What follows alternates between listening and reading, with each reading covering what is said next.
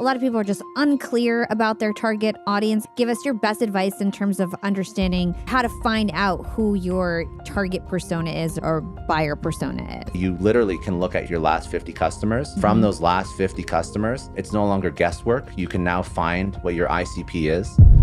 Then you look, who's a decision maker? That's the buyer persona. And once you have your ideal customer profile and your buyer persona, the literal individual is going to make the buying decision. Then there's going to be other things that you should think about.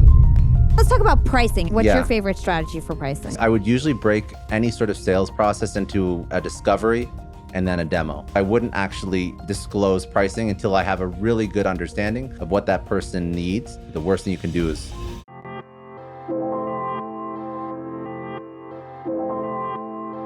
let's move on beyond just podcasts, sales and email strategy. You talk about an email strategy called pattern disruption. I use this hack too. I love it. Could you break it down for us? So pattern disruption in any marketing or sales context means that you're stopping, you're basically you're not distracting, you're standing out, from the crowd. So I'm going to give you like a very tangible marketing example of how this was used. One that you would probably know, and it's not a good guy, but he did it well. So Billy McFarland from what was the stupid Firefest. So the guy that went to jail. Yeah. So an example of pattern disruption is how he marketed Firefest. So how he marketed Firefest is he got all these influencers at the same time to put up an orange screen on their Instagram account, like an orange square. So if anybody was scrolling through Instagram, all they saw was like, Kim Kardashian and an orange square. And then they saw like 50 Cent in an orange square and Ja Rule in an orange square.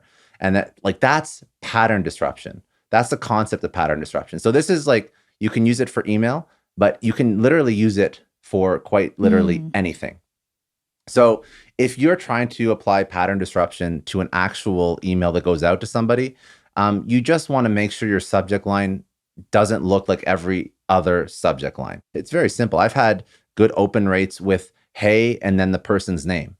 Like hey Hala, hey Scott, hey John, like hey Sam. Like these are like, it just, when you're looking through your inbox, that stands out. So things like that. Even putting celebrities' names into your subject line, that's pattern disruption. It's stopping the person scrolling because there's something new and different that they're not used to expecting. And because you get a lot of junk and a lot of garbage in your inbox and in your, on your social feeds, whatever. So it's just about like sort of finding a way to stand out from the pack. So if your email, send yourself a test email. If it looks like everything else, there's a good chance it's going to be ignored like everything else.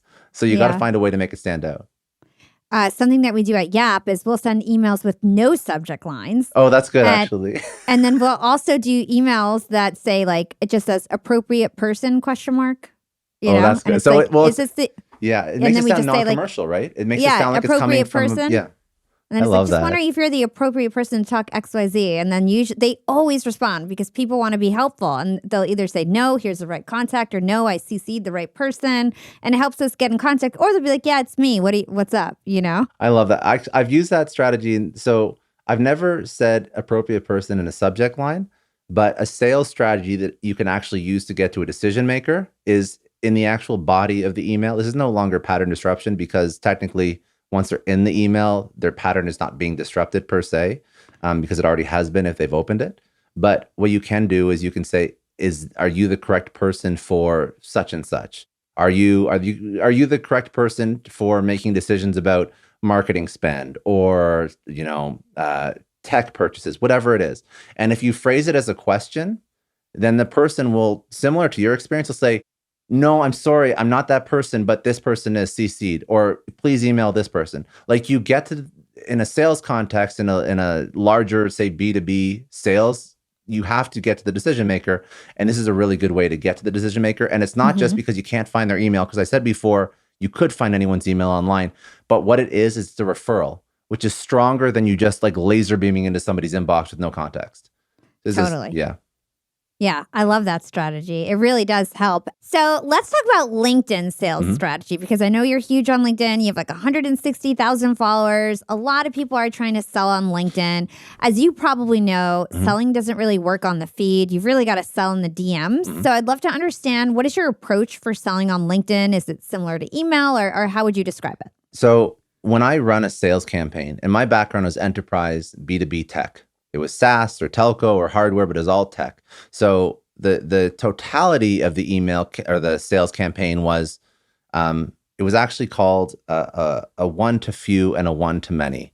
And what that means is you're a sales rep, and your one to few means you have your customer list that is most likely to buy. In sales, you have what's called an ideal customer profile, an ICP, and a buyer persona. ICP can be like industry, company size, revenue size, something like that. And buyer persona could be like CMO, CRO, VP sales, VP finance, the actual person within the company. So you have your ideal list, and that's your one to few, where you're writing personalized emails and personalized LinkedIn outreach against that list. And then you have your one to many, and the one to many is automated against people that were not the perfect fit for your product, but like they could be a good fit.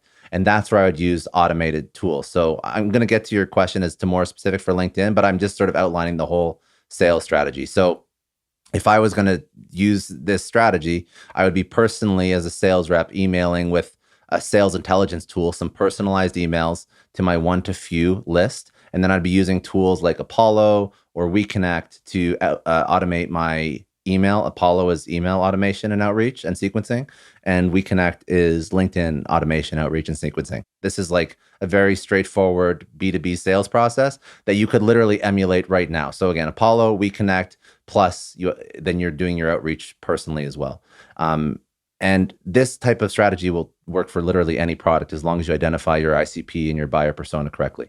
Now, LinkedIn in particular, if you have identified your ideal customer profile and your buyer persona, one strategy that I mean, there's a million different strategies. The goal is to get a conversation started.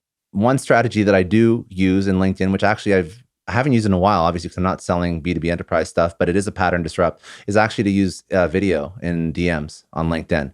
And this would be for my one to few, my one sales rep to my highest profile, best fit for my product or service customer list. So I would be recording a 30-second video myself, and that's my initial point of contact with them. It's not like the shit you see on LinkedIn, which is like, oh my God, it's like 4 or 5 messages of like paragraphs of text.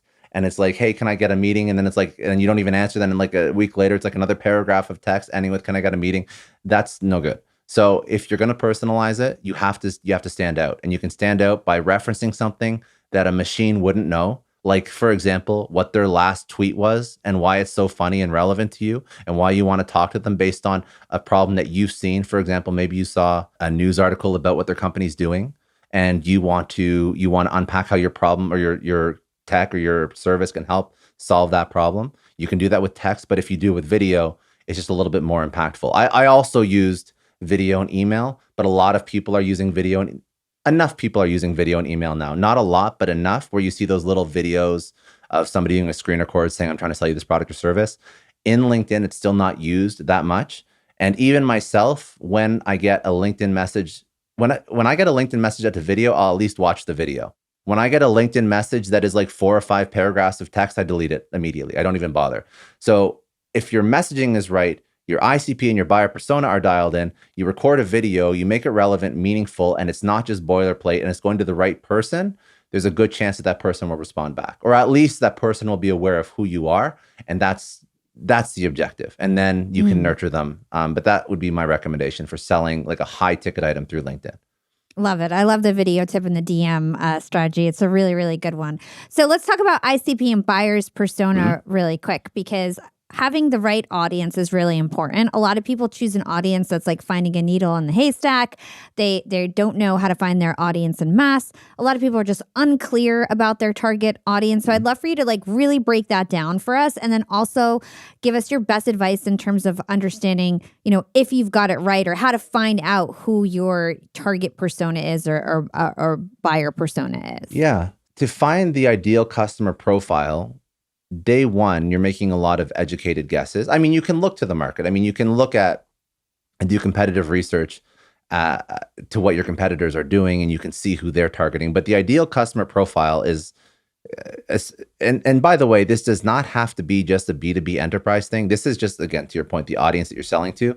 So in enterprise sales, it can be the company. So the company size, the company industry, whether or not the company is in a certain geographical location. It could be the company is public or private. It could be government or private. It could be over a certain revenue threshold, a certain employee headcount. It's like any sort of differentiator that can identify your company. And you're going to immediately say, well, Scott, like, I'm just going to sell to the biggest companies. But you have to think, I'm selling a product or service. If I'm selling to a company that is public and has over, $500 million in revenue, well, there's going to be a longer procurement process. If I'm selling to government, I have to go to RFP. So maybe I know, based on my data and my research, and candidly, you literally can look at your last 50 customers. And from those last 50 customers, it's no longer guesswork. You can now find what your ICP is. Just a note on that. Funny enough, the company Snowflake, huge success story, unicorn, they built this process where every 50 customers, they would reevaluate their ICP. So it was like a constant feedback loop they built into their sales system. They would always reevaluate last 50 enterprise customers. But say you even do it once a quarter. Look at your past 50 customers. You identify the common threads between the companies that you sold to, and that is your ideal customer profile that you have to sell to. And then within that company, then you look, who is the person who made the decision in that company? Who's the decision maker? That's the buyer persona. Buyer persona is like quite literally the characteristics and the job title of the person who's buying, signing on that PO, in that organization. So again, I mentioned before, but it can be it could be anybody, obviously, but it could be CMO, director of marketing, CRO, CEO, VP finance, director of finance. It doesn't matter. CTO. You have to identify who that is. And then once you have your ideal customer profile and your buyer persona, the literal individual is going to make the buying decision. Then there's going to be other things that you should think about, like decision influencers, not just the decision maker. Buyer persona is very similar to the decision maker. A decision influencer in a company, for example, say your buyer persona or decision maker is director of marketing. The decision influencer could be the CMO and the CEO and the CTO. So maybe the director of marketing is buying a technical marketing product, but they have to get sign off and budget from CMO, the CEO, the small enough company they care, and the CTO has to make sure there's no security issues. So you have your decision maker and your decision influencers, and what you can actually do to get sort of alignment across your organization, you're creating these avatars and you put faces of people in a deck or in some sort of database that represent these people and the different types of things that you've noticed about these type of person, the education, the salary, where are they most likely located, doesn't really matter. There's things that you can sort of understand. It's not everything you can figure out, but you can figure out enough to at least have an educated opinion of, if you're going into a new company, that person looks pretty damn similar to the last 40, 50, 60 buyers that I've actually dealt with. So I know that that's probably the person that I want to be dealing with. And the reason why it's so important to know that, first of all, you have to make sure you're speaking to the right person and you're not speaking to just a decision influencer. But if you are speaking to the buyer persona / decision maker, and you want to increase what's called sales velocity, a technical term meaning that you want to increase the time from when you make contact with the company to when the actual deal closes, which is what everybody wants to do. It's also called sales cycle. You want to reduce your sales cycle. You start to educate that person on who else has to be involved in the deal, because that person doesn't always know. So new director of marketing, say that's your buyer persona. They don't know that in the past 50 deals, you've also had to bring in CEO, CMO, CTO. They have no idea. This is their first purchase. In the first call, you're going to be educating them and you're going to be saying, hey, listen, in our past 50 deals, these 3 people had to be involved in this conversation. So to make your job easier, bring them to the next call so we can get alignment across the people that are the key decision influencers. And that just speeds up everything. And honestly, I want people to understand that for the buyer, that's not invasive and it's not threatening and it's not pushy. It's like very helpful, because that person doesn't want to screw up. And that person doesn't want to look like an idiot. Nobody wants to show up at work and look like an idiot. So the more you do to help them do their job, and buying is part of their job. That's why you're talking to them. They have to buy something to improve something about what they're doing or make money or do something. There's a reason why they're looking at your service or your product. So help them buy your product and help them make the decision and help them involve the people that have to be involved and help them understand why companies struggle to buy your product in the past, switching costs, legal terms that are confusing, whatever it is. Sales is all about, we're sort of dovetailing into the thesis of what sales should be, but sales is all about helping somebody buy. It's not about pushing a product. It's helping somebody buy better, helping somebody buy easier. You are truly the consultant, but I think that it's not just on the product, it's on the whole process that you have to educate the individual. So when you identify your ICP, your buyer persona, that's just getting the knowledge to target better. So you have the right conversations with the right people and you have the right information to make their life easier. That was like such like a rock solid explanation. Like so good. It's really, really good. You're so smart in sales. You need to put out a sales masterclass. Like you have all these, my wheels are spinning. I'm like, he needs to come present to my mastermind. So I can talk sales all day, but yeah. Let's talk about the actual process conversation. So there's a few things that I want to talk about. The first is the importance of questions. A lot of people think their job as a salesperson, especially new salespeople or people who are just starting side hustles, everybody has to sell. Once you become an entrepreneur or have a side hustle, your job becomes sales, at least part of it, right?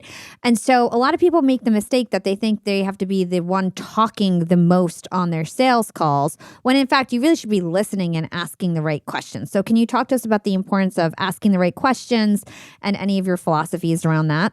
Yap bam! Registration for my LinkedIn Secrets Masterclass is now live. Learn what took me 5 years in just 2 days in a live workshop directly with me, where I teach you the ins and outs of the LinkedIn platform. You might know me as the podcast princess, but I'm also the LinkedIn queen. I'm one of the top influencers on the LinkedIn platform, and I also run Yap Media, which is an award-winning social media agency and the #1 LinkedIn marketing agency. I've created influencers over and over again the last 3 years. Now you can learn all the strategies that I use for me and my clients and leverage them for yourself. In my LinkedIn Secrets Masterclass, I teach you how to develop a personal brand. This is a personal brand that you can take off LinkedIn as well. You actually leave with a voice guide that we do together in class, and I'll go over the psychology of design, copywriting hacks, the LinkedIn algorithm, engagement hacks, and how to convert your following into sales. Because at the end of the day, we all want ROI from what we're doing on LinkedIn. If your target audience is on LinkedIn, you need to take my LinkedIn Secrets Masterclass. So whether you're a corporate professional who wants more job security, a solopreneur, freelancer, or entrepreneur who wants to grow their small business, you need to understand how to grow your following on LinkedIn and then how to convert that following into sales. Learn how I grew Yap Media to $5 million in revenue with 0 paid ads, all from my organic content on LinkedIn.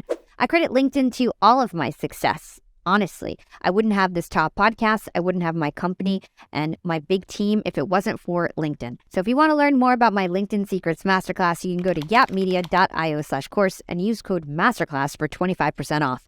Again, that's yapmedia.io/course and use code MASTERCLASS for 25% off. Yeah, sure. So when you're going on a sales call, your objective should be to talk less. The person who talks more is always the customer, and there's even tools at a much larger level to gauge this. Gong actually listens to calls and reports back on who talks more and talks less. And the sales rep should always be talking less. So you're asking questions. You are actively trying to either qualify or disqualify the customer, and really trying to disqualify the customer, because there are always more customers out there. So what I mean by that is, before you go into that call, you have the information. And when you go into a sales call, you have the information that you have to get out of the customer. So there has to be boxes that customer has to check to move to the next stage in the sales cycle. Other things that you should have are little anecdotes and stories that you can interject into the conversation that in 30 seconds or less will very tangibly articulate how the product or service that you're selling has helped a similar customer in the past. So you interject these stories to make the things you're speaking about a little more tangible. Just it sounds off the cuff, but these are all prepped. So you have your questions, your anecdotes, and your stories, and then you have your call to action. And that's really it. That's what you go into a discovery call with. And when you go into discovery call with those questions, again, you ask the questions, you want to qualify or disqualify. Disqualification is almost more important than qualifying in a sales process, because if somebody is not qualified, meaning they don't have the budget, there's no meaningful event, meaning they don't want to buy it right now, but maybe they're going to buy it in a year from now. They're not the right person. There's a million reasons to disqualify somebody. You have to focus on disqualifying, because if you don't disqualify ruthlessly enough, that person is going to F up your whole sales cycle and every single person that deals with them after you. So from everything from, say it's like like a cold caller, inside sales rep, to like the account manager, to fulfillment and order processing, and every single thing that person touches in your organization, if you have not qualified them or disqualified them properly, it's going to screw everything up. It will truly mess everything up. And by the way, psychologically, customers love to be disqualified. They It do. makes them they want the product more. People want what they they'll can't work have. to qualify themselves. So they'll work. So if you say like, hey, listen, like, why are you looking at buying this tech right now or this service right now, or do you have budget for it? And if you say, well, why don't you come back to us and such, and they're like, no, it is a priority. Actually, it is a priority. And then you're like, okay, so if we can confirm with decision maker that this is a priority at this point in time because of this reason, there's this meaningful event, then we'll have a conversation. But you have to say candidly, like, if you're not going to make a decision for 6 months, I'm happy to give you all the information, but right now this is not something that we want to take on. Like, you have to push that person away because they will qualify. Not rude, but they understand too that there's only so many hours in a day for your sales team. They have to focus on the people that will actually convert. So I think that answers your question. And then like the call to action is important. So qualify, disqualify, anecdotes and stories just sort of help reinforce what you're trying to talk to them about. And then call to action, like on the call, set expectations for next steps. I think just hanging up a call and not setting expectations is a big issue. Like, don't just leave it to the email after, like, get verbal commitment. And you can take it a step further. I don't like doing this. Some people do it. They like actually make you accept a calendar invite live on the call. It's like, to me, whatever. But like, at least set expectations. So you can say, hey, the next step in this would be to talk to an account manager or to give a demo, whatever it is. I want to speak to you sometime next week. And if you've qualified them properly and you've told these little stories throughout that reinforce why they should be buying it, it should not be like you're trying to force them to take a next call. They should be like, yes, actually, a super priority right now. I want to speak to you. Can you do like next Monday? I'm free from like 3 to 5 Eastern, whatever. And then you say, okay, no problem. I'm going to send you the invite after this call, and I'll send you a summary of what we spoke about, just to make sure we're on the same page. And then you go from there. I personally don't like doing the live calendar thing, but the point is you're setting expectations, you're getting verbal alignment on what next steps are, and then you follow up on that. Yeah, a couple follow-up questions. So in terms of the stories that you're telling throughout the call, I know that people retain information better with stories. Mm-hmm. This is how the brain works. Just throw out some examples, quick examples of how you can just like have little stories. I had Donald Miller on the show. I love Donald. He's talking good. About he's very great. Good. He was talking about storytelling in sales, how important it is. But I'd love for you to just give like any little example. So testimonials, I think, is an obvious one. Like, help customer do XYZ. They got these results. You hear that sound, young and profiters? You should probably know that sound by now, but in case you don't, in case you're a new listener, that's the sound of another sale on Shopify. Shopify is incredible. It's an all-in-one commerce platform that is revolutionizing millions of businesses worldwide. You can use Shopify for any business, whether you're selling homemade jewelry, physical products, cookbooks, or a digital course like me. Shopify simplifies selling online and in person so you can focus on successfully growing your business. Shopify is packed with all these industry-leading tools and integrations to ignite your growth. They have everything from on-demand printing to accounting to even chatbots. They have everything you need to totally revolutionize your business.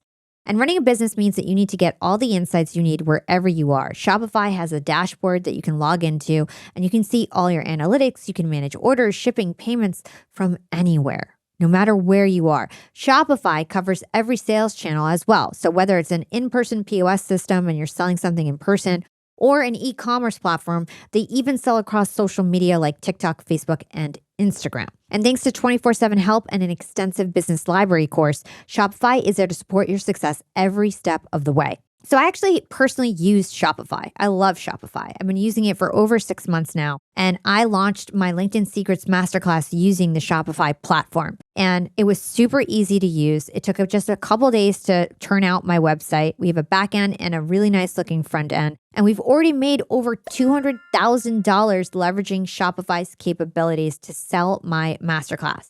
So really, I think the key thing with Shopify is because it does all the heavy lifting for you when it comes to setting up your store and collecting payments and the data along with it and the tracking along with it. It really enables you to focus on the things that matter, like your product, making sure your product is the best it can be. For me, it's my course. I really had time to just focus on my course. It also enables me to focus on the marketing and make sure that I'm driving leads to my Shopify page. So Shopify lets me focus on what I'm good at, and Shopify does what it's good at. And damn, Shopify is really good at what it does. Shopify and logging onto Shopify is always the highlight of my day. I'm really not lying when I say this. I mean it 100%. I'm addicted to going onto the Shopify platform because it's just so much fun. It's really easy to use. I can go in there. They have got like a chat bot. I can answer any messages if somebody chatted us. I can go see who signed up, how many orders I got. I can go see our conversion rates, how we're doing. I can see where the leads are coming from and what marketing channels need more help. I can also see a global view of where everybody is logged in from, like all the potential customers, where they're logging in from, what part of the world, what stage of the buying journey they're in. And I can actually see when people are about to check out. It is such a dopamine rush to see like 4 or 5 people checking out at one time. And Shopify is so cool because if people don't end up closing out and not purchasing and they just abandon their cart, Shopify will actually notify you and suggest that you send an abandoned cart email. Shopify gives you all these little tools and tricks to close more sales, and they're really by your side. I love Shopify. If you want to start your small business, if you want to start that side hustle, this is your sign. It is your turn to get serious about selling and try Shopify today. This is Possibility powered by Shopify. Sign up for a $1 per month trial period at shopify.com/profiting. Again, go to shopify.com/profiting. And by the way, that's all lowercase. Profiting is all lowercase to take your business to the next level today. Again, that's shopify.com/profiting. Yeah, that would be, I mean, that would be probably the most important. I think what I'm alluding to is more testimonial style. I can try and think of something off the top of my head, like just like an example story, but that's what I would actually. But that's what you're thinking of. It's testimonials. So it's like, okay. It is pure testimonials. I don't need to tell stories outside of what the customer is trying to solve. So I'm literally thinking like, okay, so say like my customer is, I'm going to make up a customer. Like say my customer is Walmart and they wanted to, it's a ridiculous example, but whatever. They want to migrate their services from on-premise data centers to cloud data centers. And my person on the call is Target, whatever. And I'm literally walking through the process and the results they achieve by migrating their servers from on-prem to cloud and what that accomplished and the efficiencies and the cost reductions and all the different like KPIs that they achieved in literally like 20 seconds. It's just that. It's not overcomplicating it, and just having like 5 or 6 of those like lined up ready to go. That's all you really need at this point. There's places for storytelling and sales, but this is like not meant to take over the call. It's meant to just like think of the story as like a period at the end of the sentence. Like you ask a question, they answer, you reinforce their answer with an exact case study in 15 seconds or less or 30 seconds or less of a similar customer that accomplished exactly what they're trying to solve for. By the way, this conversation is so engaging for the prospect because they're being asked questions. People love to talk about themselves. People love to hear themselves talk. Then you're telling them stories, which keeps them engaged and entertained. They're highly engaged throughout the conversation and will remember everything that you said. They're starting to visualize what success looks like. So you know that if that buyer is trying to, same example, trying to migrate from on-prem data center to cloud, they have like costs in mind. There's like, they want to get rid of like a warehouse that's going to save them like whatever, thousands or hundreds of thousands of dollars. So like you walk through the results that were literally achieved by someone else that was trying to accomplish the exact same thing. It just it materializes. They're like, oh my God, I'm not crazy. This is a great idea. Look at, they've done this before. And this is like, take an example that you do. Like you work with people that want to grow audiences. Like literally the story should be like, hey, I worked with this person.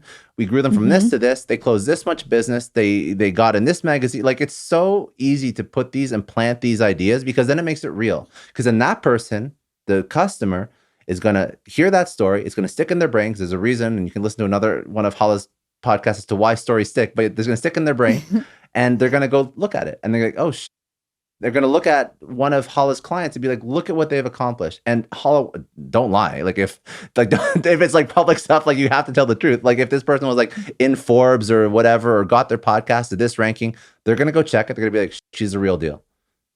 Yeah. Yeah. And I love to do that. I do that all the time on my discovery calls. I will go look and see like how can I find a person who's similar to them, and I'll have that top of mind to be like, this is a person who's a good example for this client because they both started at 20,000 followers, or they both are speakers and authors, and you kind of go into that. So let's talk about pricing. At what point in the process, I know I personally do never give out pricing on the first call. No, what's your favorite strategy for pricing? So I usually I would usually break any sort of sales process into a discovery and then a demo. And the demo can be, I've seen your demo. It's awesome where you walk through the actual process of what you do for clients. That's when I would discuss pricing. I would discuss pricing, but I would make sure that person has an expectation of a certain budget that they'd like to commit to this project, but I wouldn't actually disclose pricing until I have a really good understanding of what that person needs. And I would probably understand that a little bit better in a full demo. So you do have, and I mean, if it's a smaller item, you can combine these things, of course, but I like a two-touch approach. So you have a very quick discovery, so you don't waste too much time. Discovery can be 15 to 30 minutes, where you have your qualifying, disqualifying questions. And some of that can be budget conscious, but not going into the actual hard numbers, because you need the information to quote accurately. The worst thing you can do is underquote or overquote. Doesn't matter. It just sucks. You can't do it. And then in the discovery call, that's when you can start talking pricing. You could psychologically anchor at a higher rate in your discovery call to prep them for a lower price. That's a psychological trick, saying, well, on average, budget required is, I don't know, say $100K a year. Okay. But when you actually present the price, because you've anchored at $100K a year, it's actually going to come in at $60K. And that's a little bit of a psychological trick. But still, I wouldn't quote them out until the second call and they understand everything that I'm doing for them. My literal next question is, I love psychology and sales psychology. What are your favorite hacks in terms of sales psychology? That's a good question. Human behavior. Well, we've alluded to many. A lot of the things that we spoke about. Stories. We talked about stories. I'll give out one while you're thinking. I'll give out one of my favorites. Go. Chris Voss taught me this, and he always says price it at an odd number. Pricing at an odd. So he never does even numbers, because odd numbers make people think that there was some cost analysis done behind it, whereas even numbers, people think you pulled it out of the sky. So always give an odd number for your pricing. So I'm gonna say something though. So. Okay. Every piece of advice that you get, you do have to take it with a grain of salt. And I have a couple others I'm going to mention, but the reason why is because for premium products, whole round numbers convert better than fractional numbers. So if I'm looking at a product that I think in my mind is premium, a $0.99 or a $0.97, it seems budget. But if I'm like, so think about this, for example, you see a 45.00 on a website versus a 44.97 or a 44.99. 44.99 in my mind signals that there's a discount. What if it's a premium product? I don't want there to be a discount. I want this to be like the best of the best. And you'll actually notice that premium brands do not. They have whole numbers. They have round, even numbers that are like .00 or like 40.00 or 45.00. They'll like do increments of 5 or 10 or whatever, but they won't do discounts. I think it really depends on the market that you're serving and the That's precedent that you're. Anyway, so other okay. So we spoke about. Excuse me. We spoke about anchoring. We spoke about we spoke about social proof. Stories are social proof. We spoke about we spoke about a little bit of pricing strategy. Reciprocity. Reciprocity is a really good one. So reciprocity literally means you're giving somebody something, and you're not expecting anything in return, but there is a human psychological condition that when you give something to someone, they want to give you something back in return.